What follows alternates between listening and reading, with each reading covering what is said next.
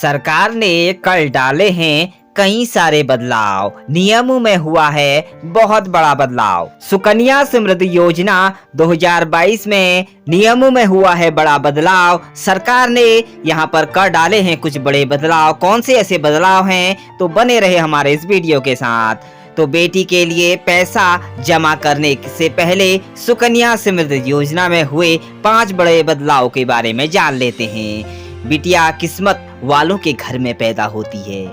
बिटिया के भविष्य को ध्यान में रखकर मोदी सरकार की तरफ से तमाम योजनाएं चलाई जा रही हैं। पिछले दिनों केंद्र सरकार की तरफ से सुकन्या समृद्धि योजना की शुरुआत की गई है। इसमें निवेश पर आयकर विभाग की धारा 80C के तहत निवेश पर छूट मिलती है। तो इसमें कुछ 5 बड़े बदलाव कर दिए गए हैं सरकार की तरफ से।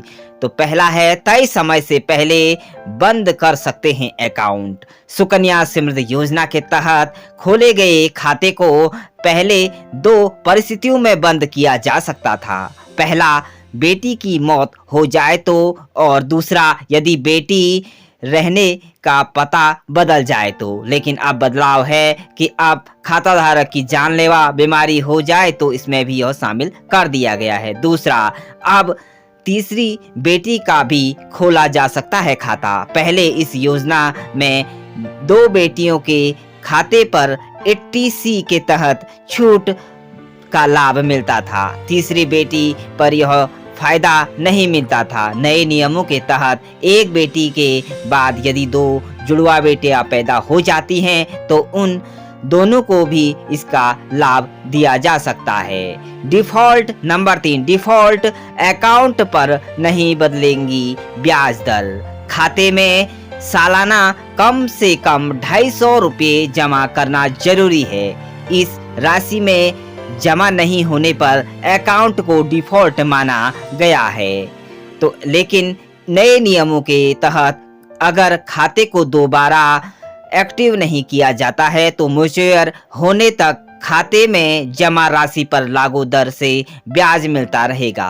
पहले डिफॉल्ट खाते पर पोस्ट ऑफिस सेविंग अकाउंट के लिए लागू दर से ब्याज मिलता था, लेकिन अब इसमें बड़ा ही बदलाव कर दिया गया है। नंबर 4, खाता ऑपरेटर करने के नियम।